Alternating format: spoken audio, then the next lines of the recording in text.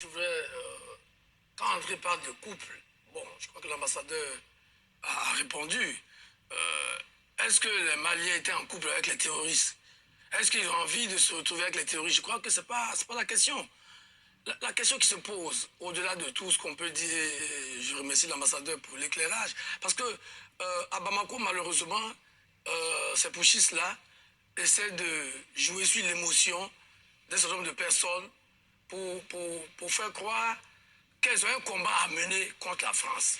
Il n'y a pas de combat à mener contre la France. La réalité, c'est que M. Goïta et ses amis n'ont aucune légitimité. Ça aussi, il faut que les Africains le disent. Il faut que les Africains aient le courage de le dire. M. Goïta et ses amis n'ont aucune légitimité pour parler au nom du peuple malien. On voit bien qu'ils envoient le peuple malien droit dans le mur. C'est vrai que je riais quand l'ambassadeur parlait d'un coca et un sandwich. Il en faut un peu plus. Il faut transporter des gens, etc., pour faire des manifestations. Mais ces gens, ces colonels qui sont assis à Bamako n'ont aucune légitimité. Et je dis que le problème du Mali, ce n'est pas une question de couple ou de tu veux retrouver une chambre. C'est plus sérieux, c'est plus grave que ça. Parce qu'effectivement, les terroristes fonçaient sur Bamako et peut-être même sur Abidjan. Nous avons eu des attaques terroristes ici à Abidjan. Il ne faut pas qu'on fasse la fine bouche. Donc la situation aujourd'hui, au Mali, au Sahel, dans le monde entier, nécessite une réaction, une riposte collective. C'est suicidaire de faire croire qu'avec une société de sécurité privée, on peut régler un problème que plusieurs États structurés n'arrivent pas encore à solutionner. Donc, ce n'est pas une question de couple, c'est une question de gens perdus qui n'ont rien à faire au palais de Koulouba, qui doivent rentrer à Kazen et laisser le peuple malien s'exprimer, choisir ses dirigeants légitimes qui pourront en ce moment discuter avec les États sérieux. Parce que tout ce qu'on dit ici et là, on le sait aujourd'hui. Bon, ça fait peut-être joli, hein, ça fait la mode de dire, de crier sur la France, mais l'ambassade l'a dit. Quand il y a des attaques terroristes au Mozambique, mais c'est pas la France qui y est. Quand il y a des attaques un peu partout dans le Sinaï, la question du terrorisme, il ne faut pas la résumer à un problème. S'il y a des difficultés avec la France, je veux bien qu'on les pose, qu'on les discute, mais avec des autorités légitimes. Parce qu'aujourd'hui, on ne peut pas faire l'impasse sur l'illégitimité de ces putschistes et considérer que les États sérieux qui essaient de trouver une solution globale aux problèmes de notre sous-région, on va bon, faire le malin. Non, moi je crois qu'il faut vraiment poser des problèmes sérieux. Premièrement, les autorités putschistes actuelles au Mali n'ont aucune légitimité. Elles n'ont pas vocation à parler au nom du peuple malien. Ce sont des autorités transitoires qui devraient faire en sorte de débarrasser le plancher le plus tôt possible. Et c'est pourquoi vous avez vu la déclaration. Quand le colonel qui parle de décision unilatérale, il faut être sérieux. Vous exprimez l'ambassadeur d'un pays et vous attendez à ce qu'il vienne vous demander, bon, que je vais partir. Il faut que les gens soient sérieux. Il faut que les Africains soient sérieux. Jean-Christophe Velliard, il y a aussi une partie de l'opinion qui estime que... Voilà, je vais m'arrêter là. Jean-Christophe Velliard, c'est l'ambassadeur de France en Côte d'Ivoire. Bonjour à tous, aujourd'hui nous sommes donc le 23 février 2022. J'ai prévu hier, j'avais dit que j'allais faire cette vidéo, là voilà, je la fais aujourd'hui.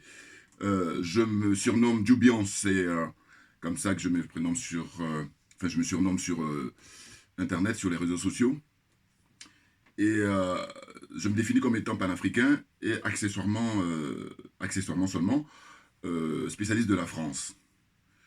Ce monsieur est, je crois, journaliste en Côte d'Ivoire, Joanne Bateau, je sais pas. Et bon, ils sont invités régulièrement autour de Ali Diarra qui est journaliste phare, présentateur de journaux télévisés en Côte d'Ivoire. Bon, il était d'abord sur RTI et puis après maintenant il est sur la nouvelle chaîne en tant que chef d'orchestre. Bon. Mais ce qui se passe, c'est quoi? C'est que même Ali Diarra lui-même, aujourd'hui, en février 2022, il sait très bien, il n'est pas le seul, mais lui, il sait très bien, en fait, ce qui se passe. Voilà. Eux tous, on va dire.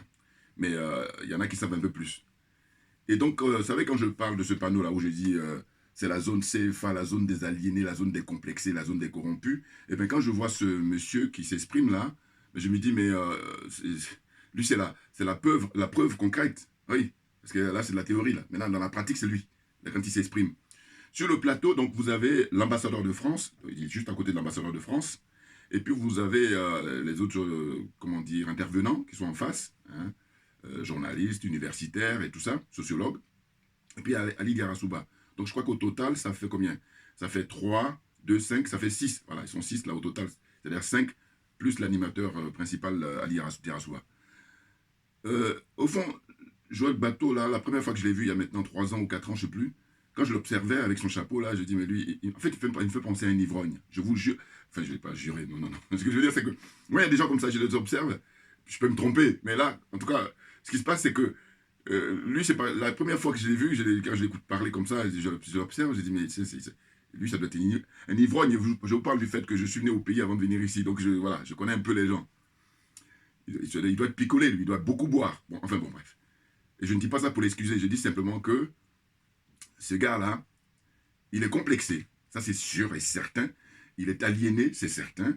Et il est corrompu moralement d'abord et matériellement ensuite. Il faut savoir que c'est un soutien de Afin Guessan. Et comme on dit souvent, et comme on dit toujours, qui se ressemble s'assemble. Il y en a qui ont rêvé d'être ministre, il y en a qui ont rêvé d'être député, il y en a qui ont rêvé d'être président de la République. Lui, il a rêvé d'être un collaborateur de Afin Guessan, un porte-parole d'Afin Guessan. Ça y est, il l'a là. Il est depuis quelques temps, je crois que ça fait plusieurs mois, qu'il est le porte-parole d'Afin Guessan. Enfin, peut-être pas porte-parole officielle, mais en tout cas, dans les médias, c'est lui qui est chargé de faire la promotion d'Afin Guessan, donc ce que j'appelle le service après-vente. C'est incroyable. On est au 21e siècle d'abord, et on est en 2022. Et on est à l'heure des réseaux sociaux, on est à l'heure d'Internet, et on se dit, mais comment ça se fait que ces gens-là, alors qu'ils ont... Lui, il a un niveau intellectuel beaucoup plus... Quand je dis intellectuel, je dis au niveau des diplômes. Je suis sûr qu'il a plus de diplômes que moi. Maintenant, ce qui me fait rigoler, là, justement, c'est de dire, mais tout ça pour ça, c'est ça, la question. Alors, c'est vrai qu'il y a des frères qui m'ont rassuré en disant, non, mais c'est évidemment que c'est pas, comment dire, le Graal, les diplômes, la preuve. Il y a des gens comme ça. Mais l'ambassadeur de France, en réalité, ils sont tous plus ou moins. Il y en a qui sont plus, il y en a qui sont moins. Mais en tout cas, ils sont impressionnés. Voilà. D'entrée de jeu, avant même qu'ils ouvrent la parole. Ils sont complexés. Et moi, quand je regarde ça, je dis, mais on est en 2022, on est plus en 1970. Et comment ça se fait? Comment ça se fait? Comment cela se fait-il? Vous voyez?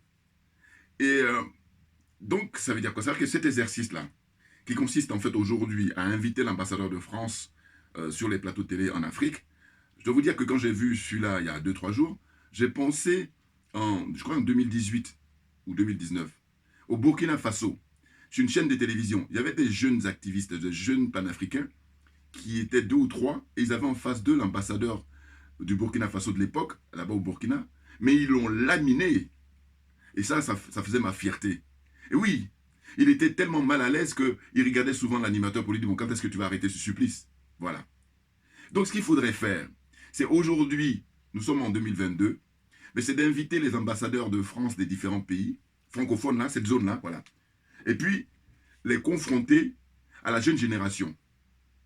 Ceux qui sont pour la France et ceux qui sont contre la France. C'est là où ça va être intéressant. Parce que moi, ce que j'accuse toujours, c'est de dire, écoutez, c'est des gens qui bombent leur torse en longueur de journée pour dire qu'ils sont démocrates, pour dire qu'ils sont républicains, tout ce que vous voulez. Et ça reste théorique. Parce que si on est vraiment démocrate, la réalité, c'est quoi? C'est que quand vous faites un débat, il faut qu'il y ait des pour et des contre. Et au même nombre. C'est-à-dire quand vous invitez 2 pour, 2 contre, 3 pour, 3 contre, ainsi de suite. Vous avez compris ce que je veux dire? Voilà. Et là, quand je fais ça, je compte sur l'intelligence du téléspectateur ou de l'intelligence de l'auditeur. Voilà. Autrement, on insulte l'intelligence des gens. On insulte l'intelligence d'autrui. Et comme moi, je ne supporte pas qu'on insulte mon intelligence, c'est pour ça que je fais ces vidéos-là. Et je vous dis, c'est le minimum. Dieu seul sait. Donc, on est dans une situation où j'ai écouté un petit peu au départ l'ambassadeur de France. Et puis, très vite, j'ai arrêté de l'écouter. Donc, ce que j'ai fait, et puis là, je vais vous envoyer le lien. Et puis, ceux qui sont pressés, vous pouvez aller regarder. Vous tapez NCI. NCI, c'est la nouvelle chaîne ivoirienne. Donc, N comme nouvelle. Et puis, CI Côte d'Ivoire. Voilà. Et vous allez voir, même quand vous tapez sur YouTube, vous voyez son visage sur je crois le visage de l'ambassadeur de France. Si je ne me trompe pas. En tout cas, c'est l'émission animée par Ali Diarra-Souba. Vous allez retrouver ça et vous allez regarder l'intégralité. Donc, moi, qu'est-ce que j'ai fait? Comme je sais que c'est les champions du monde du déni, du mensonge, ils sont, comment dire ça, ils sont sans foi ni loi. Voilà. C'est le représentant de la France en Côte d'Ivoire, de l'ambassadeur là. Bon, donc je l'ai écouté au début un petit peu, et puis après, j'ai passé. Maintenant, ce qui m'intéressait, ce sont les interventions des uns et des autres. Donc, au fond, Bon, il y a, comment il s'appelle, le jeune frère qui est historien et qui est spécialiste pour la géostratégie, notamment pour les questions de défense. Arthur Banga, voilà, Banga là.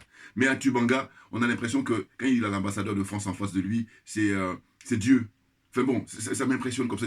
Ce gars-là, il est beaucoup plus jeune que moi. Il est très très jeune que moi, une différence d'âge importante. Et bien, regarde le complexe qu'il a, l'aliénation. C'est impressionnant. Moi, ça m'impressionne en tout cas quand je vois ça. Je me dis, on est en 2022, les gars. Bon, enfin. Donc, ce que je voulais dire, c'est que il y a monsieur, je crois Conan, Silver Conan, là, qui s'est débrouillé un petit peu, mais bon, là, on joue, on souffle le chaud et le froid. Donc, à un moment donné, il faut se déterminer. À la rigueur, c'est peut-être le gars qui est un peu plus âgé, d'ailleurs, qui est paradoxal. C'est-à-dire le sociologue qui est universitaire, qui est professeur d'université. C'est lui, à la rigueur, qui essayait de faire des observations qui tiennent un peu. Parce que je dis que je dis tiens un peu, il est au-dessus du lot, là. Mais il peut faire mieux. Voilà. Mais par contre, là où je lui donne beaucoup de points, c'est qu'il est plus âgé. Donc, ça veut dire que, normalement, j'attends des Arthur Banga, mais Arthur Banga, il sait très bien qu'il ne pourra plus venir ici. Voilà, c'est ça son problème. Mais dans ce cas-là, ça y est, moi, quand je dis que je t'ai mis à poil, je t'ai mis à nu. Donc, ferme-la, rase les murs. Viens pas brouiller les gens, viens pas perdre notre temps. Ah, c'est incroyable, hein. Vous voyez. Donc, pour revenir à M. Joël Bateau, là, il dit que ce sont des militaires qui n'ont aucune légitimité. Mais c'est impressionnant. En réalité, quel président dans cette zone-là a une légitimité? Zone CFA, zone des alignés, zone de complexité. Dites-moi, lequel? Lequel je cite de très loin? Patrice Talon, il a fait un hold-up électoral. C'est-à-dire que le peuple béninois lui a accordé sa confiance et parce qu'il était arrivé avec un masque, son masque. Et il a fait tomber le masque 1 an ou 2 ans après. Et aujourd'hui, le peuple béninois se mord les doigts. Bon, premier. Qui encore? Macky Sall au Sénégal? Macky Sall, mais il est vomi par le peuple sénégalais et ils ont hâte à ce qu'on arrive en 2024. Vous comprenez? Et les claques, les baffes qu'il a reçues là, c'était lors des municipales. Ou Ousmane Sonko, d'ailleurs j'ai prévu de faire une vidéo pour rendre hommage à Sonko, parce qu'il a commencé à débaptiser les rues. Chapeau bas, mon gars. Bon. Donc Ousmane Sonko, maire de Ziguinchor, là-bas, un enfant du Sud, eh ben, il a gagné la mairie. Bon. Je crois que c'est la ville principale après Dakar, si je ne me trompe pas, parce que je ne connais pas trop le Sénégal. Bon. Et en plus, il y a Barthélémy Diaz, un autre frère panafricain, qui a gagné la mairie de Dakar. Donc autant vous dire que Macky Sall, ça y est, ses bagages sont prêts là. Il va venir ici en France pour ces derniers jours. Un peu comme a fait son prédécesseur, qui est ici dans les Yvelines, au lieu de rester en Afrique tranquillement, dignement pour la retraite. Les mecs qui viennent ici. Enfin bon, ouais.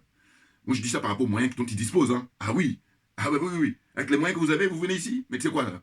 Enfin bon, ouais. Donc je poursuis. Joël Bateau, donc il dit, ils ne sont pas légitimes parce que c'est des militaires. Mais ce à quoi ça me fait penser, j'ai dit, mais d'abord, j'ai précisé qu'il n'y a aucune légitimité là des dirigeants africains là. Et puis M. Ouattara, hein, le pays là où il est là-bas, M. Bateau là. Eh bien, M. Ouattara a fait un coup d'État militaire, puisque c'est la France qui a bombardé M. Gbagbo, son palais présidentiel, pour installer M. Ouattara. Aujourd'hui, tout le monde entier le sait. Même les enfants qui ont 10 ans, qui s'intéressent un peu à la politique. 8 ans même. Voilà, j'en ai encore plus loin. 6 ans même, qui s'intéressent un peu à la politique, ils le savent. Donc, autant dire que toi, tu es peut-être père de famille, et là, tu es dans une espèce de anachronisme. Et puis, par contre, je dis, il faut garder les images, je vais vous dire. Et moi, je vous dis, je suis pour l'éducation, voilà, éduquer les gens.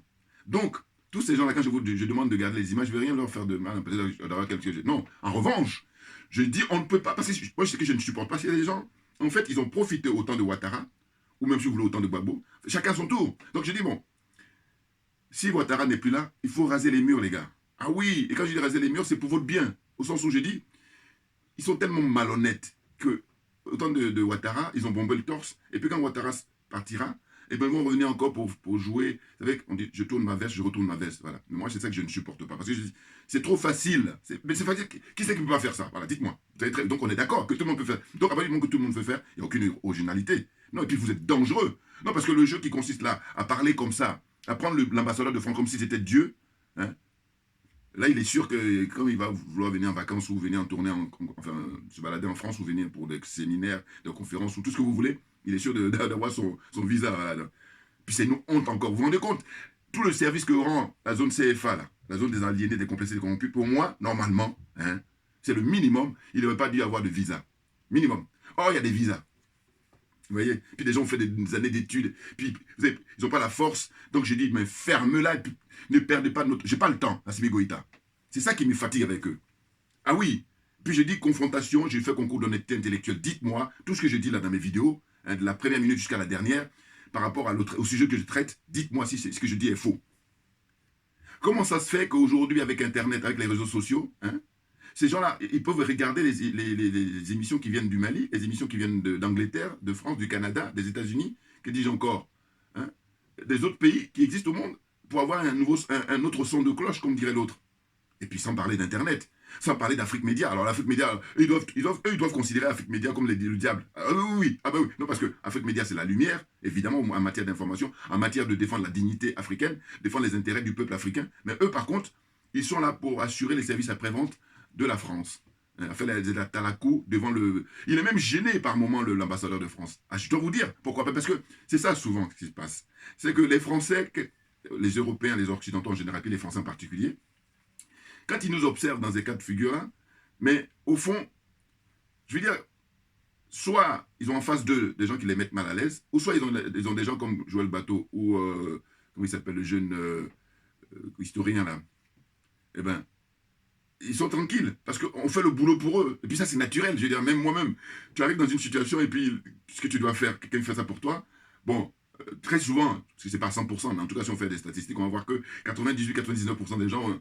tu vois, parce qu'il fait le boulot, qu'est-ce que tu vas perdre ton temps là? Laisse-le faire. En plus, tu vois même, toi tu vas faire 2, lui a fait 4, donc c'est encore mieux. Et les Français sont dans cette situation-là. On est d'accord. Bon. Donc, je vous encourage à regarder cette émission. Bon, ceux qui ont envie de... J'ai envie de dire perdre leur temps. Mais bon, regardez quand même, parce que c'est intéressant. Moi, je regarde, et puis après, maintenant, je vais avoir ma dose. C'est pour ça que je vous ai dit, regardez, il y a 15-20 ans, je vais aller regarder l'intégralité. Oh là, maintenant, là, ce que je fais, je synthétise. C'est-à-dire que l'ambassadeur de France, je regarde un petit peu, 2-3 minutes. Et comme je sais qu'est-ce qu'il va dire, oui, je connais le fonctionnement de la pensée, et puis le mensonge qui va sortir de sa bouche, donc j'ai pas envie de perdre mon temps. Voilà. Le déni. Et puis, le vice rend hommage à la vertu, c'est leur mode de fonctionnement. C'est-à-dire qu'ils vont te dire, ça c'est bien, mais eux, ils n'appliquent pas. Ils écrivent des tests, hein, les accords qu'ils ont signés avec les Africains depuis des décennies, ils n'appliquent jamais, jamais. Et puis, ils s'excusent jamais.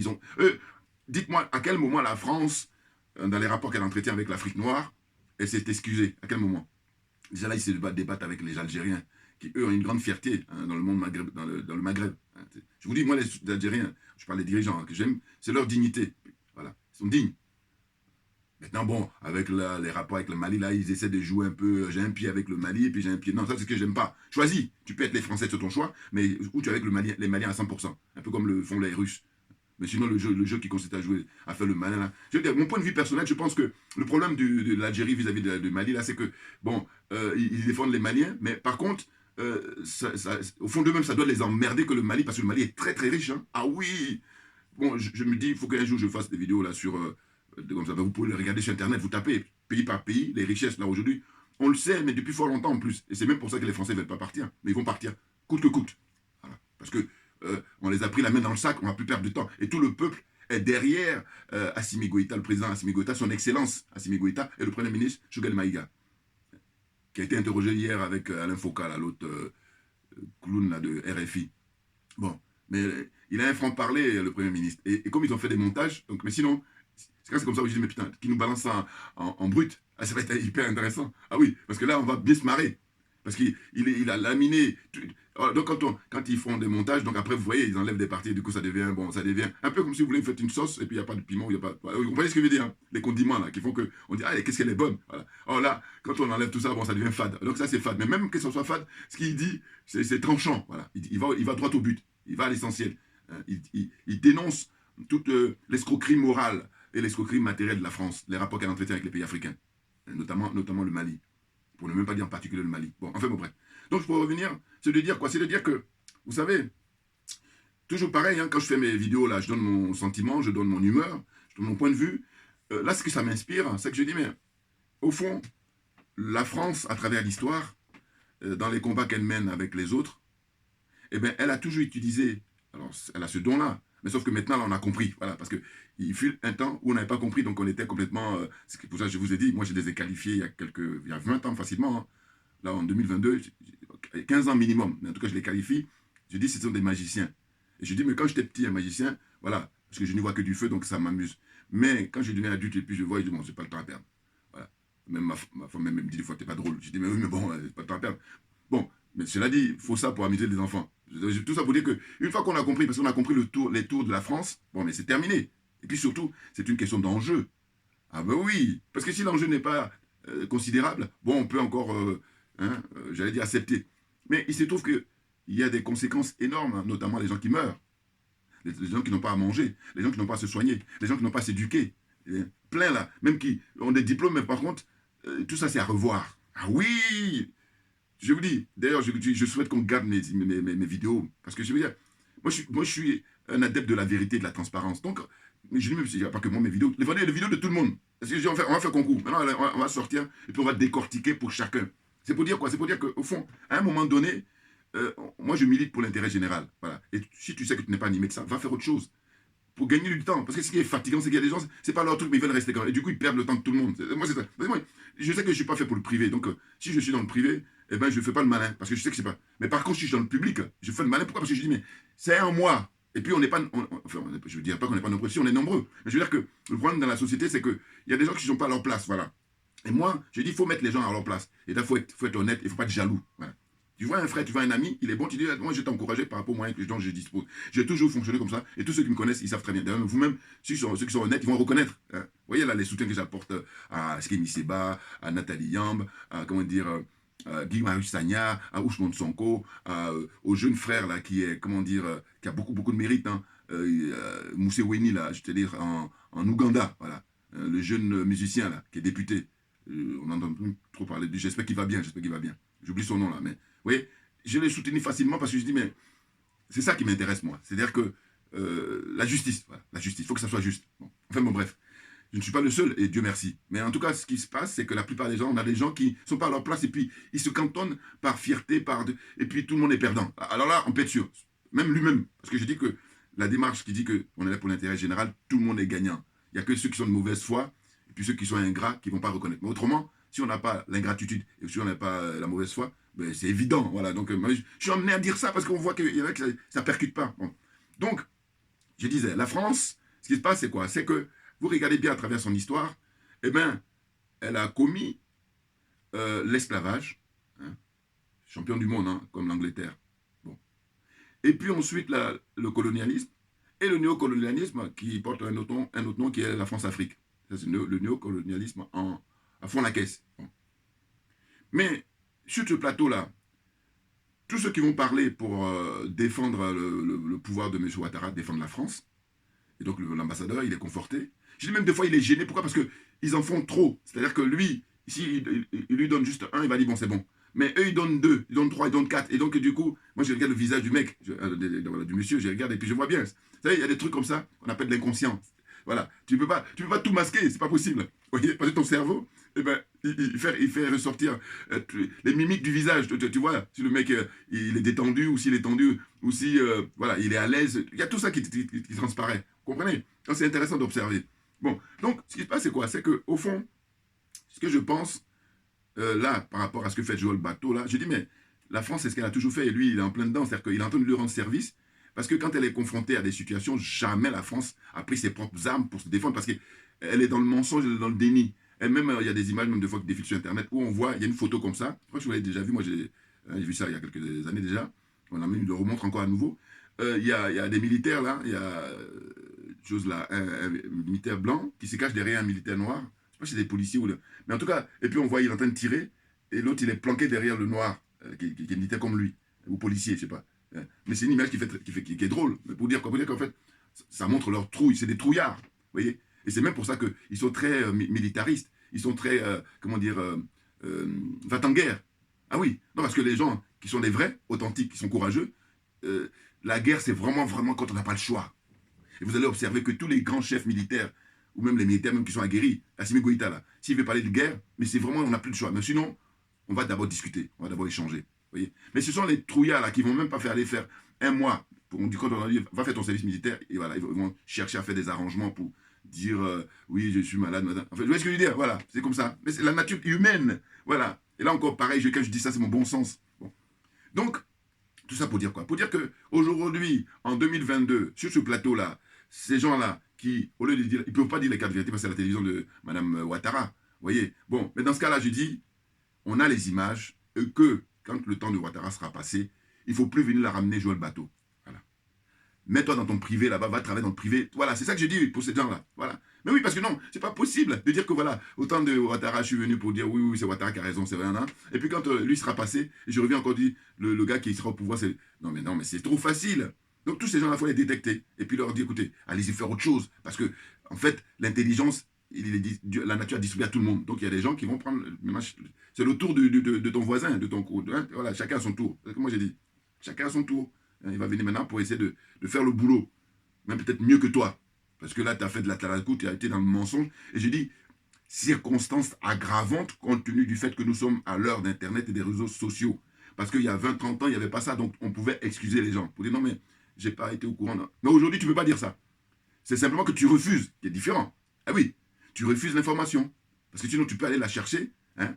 Même tes propres enfants que tu as mis au monde là, ils peuvent aller le faire. Donc à la limite, si tu n'as pas la force, tu leur demandes, ils vont t'envoyer sur le plateau. Vous voyez. Donc, ces gens-là, mais moi, ça m'impressionne au sens où je veux dire que c'est incroyable. Ils sont là normalement pour informer le peuple, pour rassurer le peuple, pour donner de la lumière au peuple, alors que non.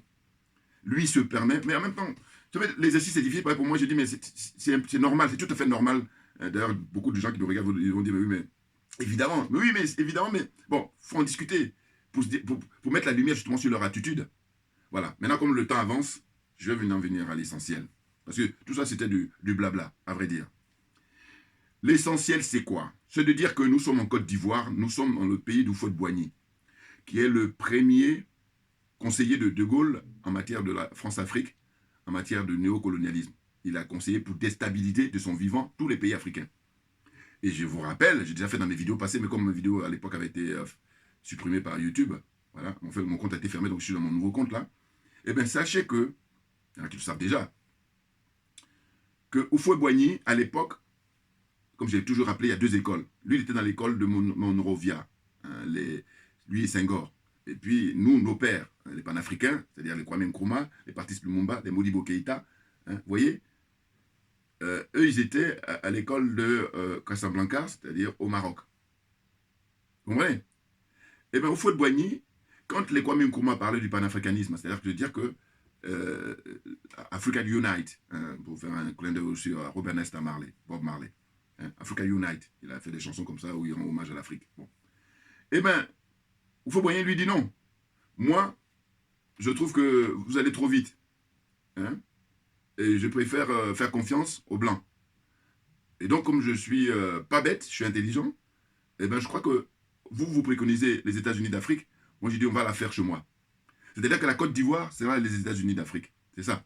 Et c'est pour ça que vous avez une communauté étrangère, en tout cas, je dis étrangère, j'entends, qui ne sont pas ivoiriens, hein, de tout le monde entier, mais principalement de l'Afrique noire, naturellement. Bon. Sinon, en Côte d'Ivoire, vous avez toutes les nationalités. Et on nous dit quoi? On nous dit qu'aujourd'hui, on peut l'évaluer entre 30 minimum, si ce n'est pas 35%. Vous voyez? Et c'est un des rares pays au monde où il y a un taux comme ça aussi élevé pour les non-nationaux. Comprenez? Bon. Donc, Houphouët-Boigny, sa politique, sa philosophie, ça a été de dire, bon voilà, Kwame Nkrumah, Modibo Keïta, Ahmed Sékou Touré, eux, ils disent, non, dès 1960, là, on peut faire les États-Unis d'Afrique. Lui dit, non, on ne va pas la faire, mais on va la faire chez moi. Donc, la Côte d'Ivoire, pour lui, il a fait à sa manière, vous voyez, hein, voilà. C'est pour ça qu'on a ce résultat-là, comprenez-le bien. Sauf qu'il n'a pas préparé le peuple ivoirien. Parce que lui, il a pensé qu'il était immortel. C'est clair. Parce que je dis, si tu sais que tu es mortel, eh bien, tu fais de manière à ce que quand tu ne seras plus là, eh bien, les choses se passent bien. Or, vous allez observer que la Côte d'Ivoire, ce n'est que, comment on appelle ça, l'illusion, au sens où, mais la première des choses pour les droits humains, c'est la liberté et c'est la sécurité. Or, on est d'accord qu'aujourd'hui, au XXIe siècle, il n'y a pas la sécurité en Côte d'Ivoire. Hein, les protagonistes, ils se regardent en chien de faïence et puis chacun aiguise ses machettes, si ce n'est pas des couteaux, tout ce que vous voulez. Et on attend quand il y a des échéances qui arrivent et puis c'est la guéguerre. Bon. Mais au fond, d'aucuns me diront, il a fait pour lui. D'accord, mais moi, ce qui me préoccupe, ce sont ses héritiers. Parce que je dis, mais quand on est héritier de Modibo Keïta, c'est ce qui se passe actuellement au Mali. Vous voyez, c'est du lourd, c'est du très lourd. Assimi Goïta, j'ai pas le temps. Bouya! Ah oui, quand on est héritier, comment dire, de Ahmed Sékou Touré, ça a du sens. Quand on est héritier de Patrice Lumumba, ça a du sens, en tout cas pour le XXIe siècle. Comprenons-nous bien. Vous voyez, donc tous ces pères d'indépendance là qui ont été tués, eux, quand on est leur héritier, ça a du sens. Mais quand on est héritier de Houphouët-Boigny, je dis, mais on doit se cacher. Arthur Banga, cache-toi, ferme-la définitivement. Enferme-toi dans ton université là-bas, et encore ça dépend, parce que quand les Français seront partis, je sais pas, tu vois, tous ceux qui sont pro-France, mais qui viennent ici. Alors c'est vrai que je perturbe beaucoup de gens, hein, parce que moi je vis en France. Et oui, et c'est pour dire que, justement, si on est honnête intellectuellement, on comprend. Mais si on est malhonnête, on va dans les petits trucs qui sont... J'ai pas le temps, Assimi Goïta. J'ai pas le temps. Parce qu'eux, ils sont cramponnés à dire, oui, mais vous crachez dans la soupe, machin. J'ai dit, mais écoutez, vous n'avez pas assez comme ça les Alassane Ouattara, les Macky Sall, les Talon, hein, les Yassimbe, et tout ça là, vous ne les avez pas assez. Vous voulez que nous, on se rajoute? Non, non, non, non, non, non, non. Trop peu pour nous. Hein. Oubliez-nous. Hein, tout ce qui est aliénation, complexe et corruption. Oubliez-nous. Voilà. Donc je poursuis. C'est pour dire quoi? C'est pour dire que, là je la fais court en plus, hein, parce que je vous dis combien de minutes qui tournent. Houphouët-Boigny, donc, il a conseillé le général de Gaulle pour déstabiliser, pour faire assassiner, la dernière date qu'il a assassiné avant qu'il lui-même meure en 1993, c'est le capitaine Thomas Sankara. Houphouët-Boigny. Et moi, je dis, hein, alors là, le pied dans le plat. Ah oui, puis on le sait même. Mais ceux qui ne sont pas courageux, bon, ils essaient de se cacher, mais je ne me dis pas courageux, non, je dis simplement que moi, je me vante d'être un être humain. Et quand tu es un être humain, quand tu revendiques la prétention, eh bien, justement, c'est comme ça que tu dois agir. Autrement, si tu ne veux pas ça, tu n'es pas un être humain. Tu es un être humain en apparence. Ben oui. Tu te distingues de quoi? De l'animal? Non. Enfin, je veux dire par là que, voilà, pour moi, parce que l'animal n'a pas la force de l'être humain. Normalement, normalement. Les authentiques. Quand on est authentique, être humain, il y a des basiques et il y a des trucs non négociables. Ta liberté, elle est non négociable. Ta liberté d'expression, elle est non négociable. Alors c'est vrai que ça dépend des endroits du monde où tu es, mais en tous les cas, il y a des gens qui sont même dans des pays comme ici, là, voilà, ils ne peuvent pas parler. Et puis quand toi, tu parles de venir te dire merci ou de venir te soutenir, ils veulent t'emmerder parce que justement, ce que tu es en train de faire là. Mais ça les perturbe psychologiquement. Je comprends ça, hein. Ah oui, mais pensez bien, je comprends bien. C'est pour ça que je parle souvent de jalousie. Parce qu'ils sont perturbés. Ils se disent, mais comment ça se fait que lui, il a cette liberté de ton? Et puis, oui, mais c'est la nature qui nous a dotés. C'est pour ça que je parle toujours que, je dis, l'énergie que j'ai, c'est pas l'énergie de Kémy et vice-versa. L'énergie que j'ai, c'est pas l'énergie de Madame Niam et vice-versa. L'énergie que j'ai, c'est pas l'énergie de Guy Marius Sen. Vous voyez ce que je veux dire? C'est ça. Chaque être humain est unique dans son genre. Unique. Et justement, c'est notre énergie que j'appelle le génie. C'est ça qui est clair. Donc, je reviens toujours à mon sujet. Je la poursuis mon explication. La Côte d'Ivoire, avec Houphouët-Boigny, eh ben, il était le bon élève, le très bon élève de la France-Afrique. C'est pour ça qu'aujourd'hui, on est en train de se battre là, justement, pour sortir de cette emprise, pour sortir de cette servitude volontaire. Vous voyez, comprenez? Voilà. Et quels sont les acteurs d'aujourd'hui? Écoutez, M. Ouattara, en y réfléchissant, je me dis, mais si les choses continuent, je vais finir par lui donner raison. Ah oui, maintenant, argument. Ah oui, parce que je dis même à mes enfants, je leur dis, tout est une question d'argument. Tu dis quelque chose, c'est des arguments, voilà. Je suis même preneur, moi, malgré ton âge. Voilà. Je ne suis pas comme certains qui disent, oui, moi je suis âgé, donc j'ai moins quelle raison. Non, non, non, non, non, moi, argument. Donc je dépasse mes enfants tout petits, donc maintenant là, ils sont beaucoup plus grands. Donc je dis, voilà, les choses sont claires pour moi. Argument. Donc l'argument, c'est quoi? La situation dans laquelle on est, c'est vrai que c'est facile là, de se focaliser sur la France, sur M. Ouattara, en réalité. À mon petit niveau, vous voyez, ça m'est venu comme ça, hein, il n'y a pas longtemps en plus. C'est de dire quoi? C'est de dire, écoutez, tout ça pareil, exercice de réflexion. Mais écoutez, on peut gagner du temps pour faire partie de M. Ouattara, et de manière pacifique, très, très efficace. Il y a deux acteurs que j'ai choisis. D'une part, M. Henri Konan Bédié, en tant qu'ancien président de Côte d'Ivoire. Henri Konan Bédié, vous savez très bien, c'est lui qui a permis même l'élection de M. Ouattara, puisqu'à l'époque, quand il y a eu les élections, au premier tour, il est arrivé en deuxième position derrière M. Laurent Gbagbo.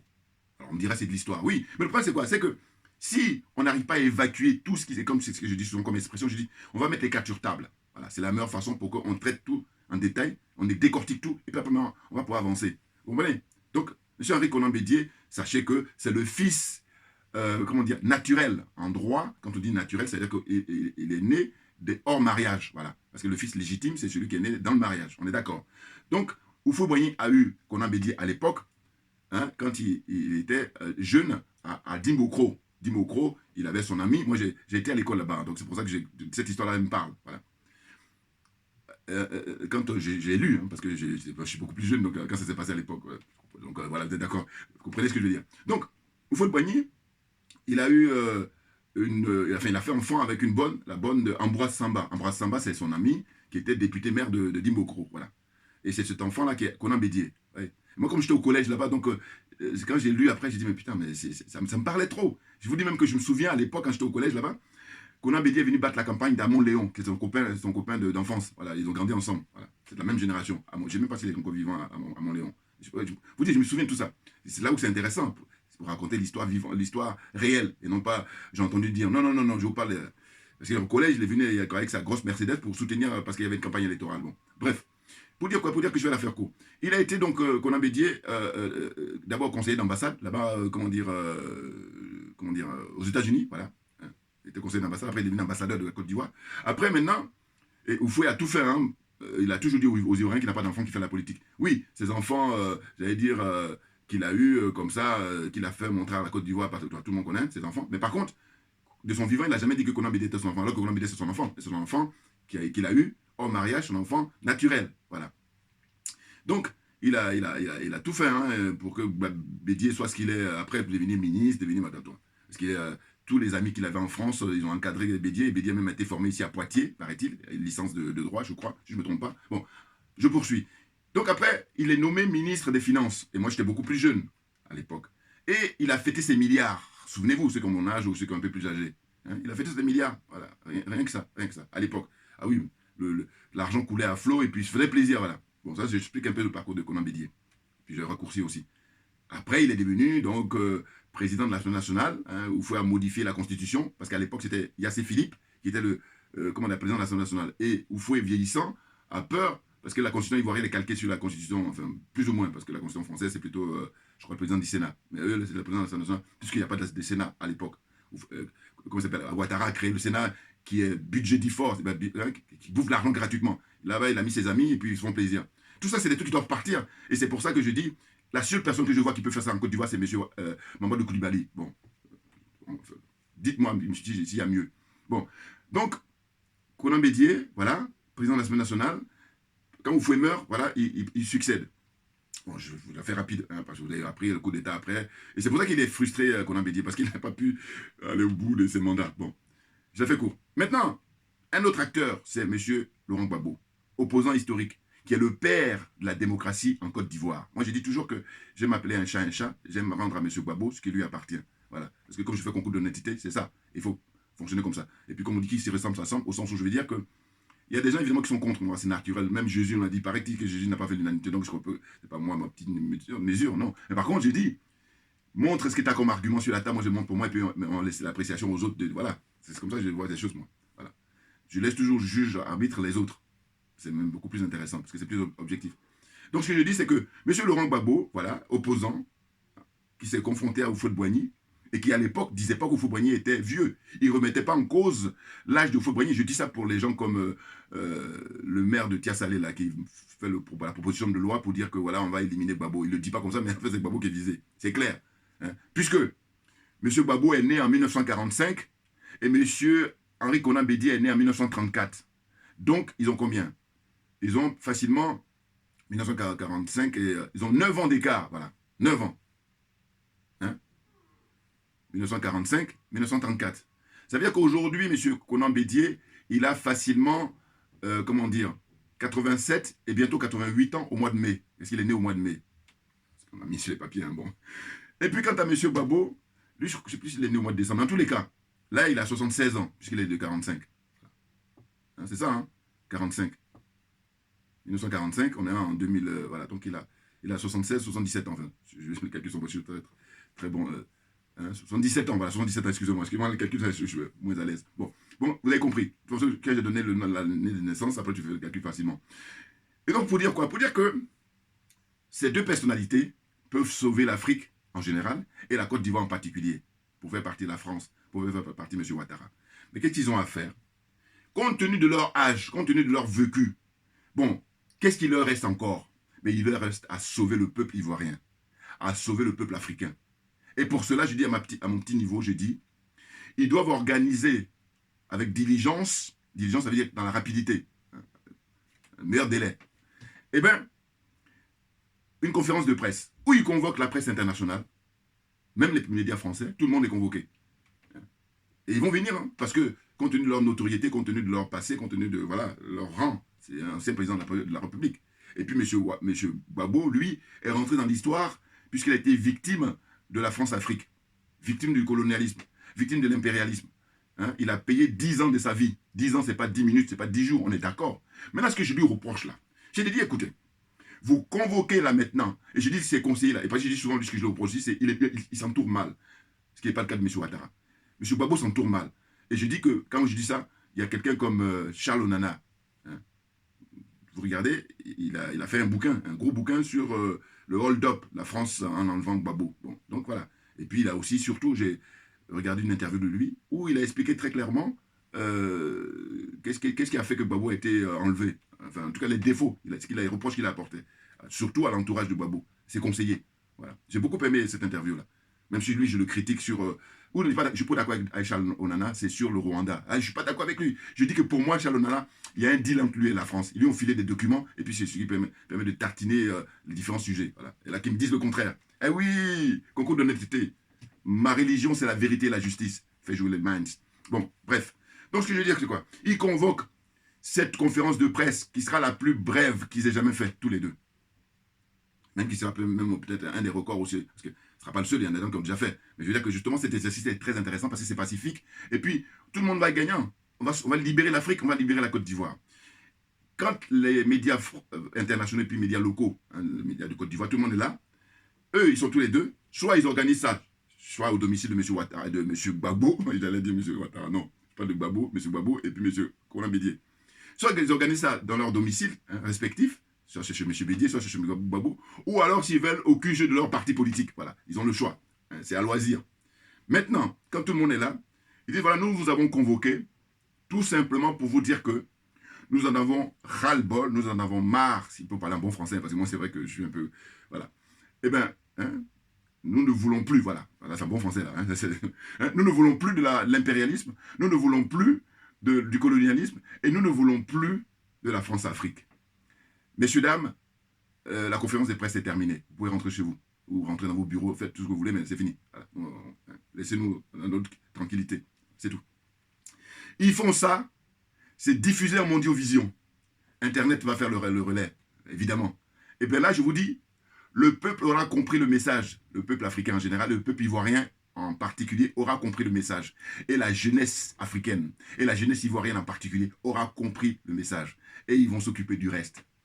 Comprennent qui veut, comprennent qui peut. Voilà. C'est ça, c'est tout. C'est tout. Et ne pas faire ça, eh bien je dis, écoutez, à partir de maintenant, je ne veux plus trop en vouloir à M. Ouattara, ni à la France. Parce que je dis, il y a des fois, il y a des situations où on n'a pas de solution. Donc, circonstances atténuantes. Mais quand on a des solutions, puis on n'applique pas, c'est une situation aggravante. Et même vous devenez pire même que celui qui nous oppresse. Parce que, pourquoi vous n'appliquez pas ça? Même si M. Gbagbo ou M. Konan Bédié peut parler de ma vidéo, mais il y a des gens qui, ceux qui le connaissent, allez-y présenter à leurs conseillers et puis insister en disant, mais non, mais à un moment donné, il faut y aller là. Si vous ne le faites pas, comme on dit, qui ne dit rien consent. Qui ne dit rien consent. Et je suis dans la même démarche que quand j'ai critiqué longtemps, et je continue encore toujours à critiquer, Alpha Blondy, Tikenja, et même encore que eux, ils ont du poids sur le plan médiatique, compte tenu de leur notoriété. Mais ce que je leur demande à ces deux-là, bon, à tous les artistes évidemment, mais eux en particulier, parce que quand vous regardez leurs albums, hein, leur discographie, vous allez voir que très souvent, ils ont chanté pour la France-Afrique, contre la France-Afrique, le lapsus, vous voyez, hein, les bases militaires françaises. Mais là, j'ai dit, bon, comme vous êtes encore vivants, Dieu merci, eh bien, allez-y faire des concerts au Mali, pour le peuple, même si vous ne voulez pas dire que c'est pour les gens qui sont au pouvoir, mais au moins pour le peuple. Faites-le. Faites-le maintenant. Pas attendre en 2023-2024, ce serait trop facile. Là, maintenant, ce serait intéressant. Voilà. Et puis, c'est urgent. Vous voyez, ça aura de la gueule. Ça aura de la gueule. Faites-le à RCA. Hein, il est tout seul là-bas, le président de RCA. Mais lui, par contre, les Français veulent l'assassiner et puis il passe son temps. Je sais pas, lui, c'est le syndrome de Gbagbo encore aussi. Là.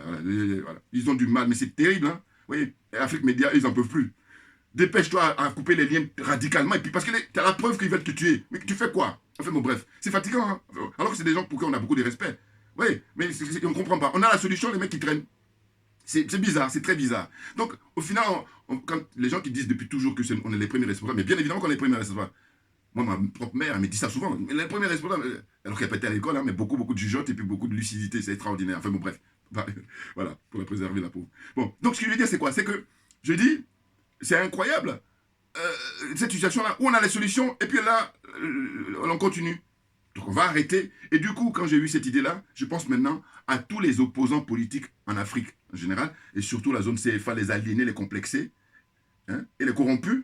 Je dis, Il faudrait que vous organisiez ce que je donne comme conseil là. Je me permets à mon petit niveau, hein, parce que voilà, je serai leurs petits-enfants, hein, monsieur Ouad. Enfin, enfants peut-être monsieur Babou, et puis petits-enfants pour monsieur Henri Konambédié, de 80, donc il est plus de la génération de ma mère, mes parents du moins. Donc ce que je dis, c'est quoi? C'est que, au fond, voilà où on en est. C'est ça. On a la solution. Donc pourquoi vous traînez? Pourquoi vous ne dites pas ça, hein? Nous voulons la fin de la France-Afrique, tous les deux, parce que c'est important d'être à deux. Voilà. Alors on me dira, oui, M. Babo dit dans ses discours. Non, c'est pas la même chose. Là, en politique, le symbole, ça compte. C'est hyper important. Là, je dis ça pour les gens qui ne maîtrisent pas les basiques. Voilà. Donc le symbole, c'est que tous les deux, ils sont assis là, et puis les camarades du monde entier sont braqués sur eux. Et puis ils disent, nous ne voulons plus de l'impérialisme, nous ne voulons plus du colonialisme, et nous ne voulons plus de la France-Afrique. Les trois mots là, ils doivent les dire absolument, et ils disent que la conférence de presse est terminée. Voilà. Puis maintenant, on va se charger du reste. Voilà. Merci à vous tous pour votre attention, j'espère que vous avez compris, mais je vais les ressasser tout le temps, hein. Et mon message est clair. Ma religion, c'est la vérité et la justice. C'est rien d'autre. Voilà. Et puis les jaloux vont maigrir. Dit que c'est à Gagui Séli. À très bientôt. Merci beaucoup pour votre attention. On est ensemble, on ne lâche rien parce que c'est nous qui avons raison.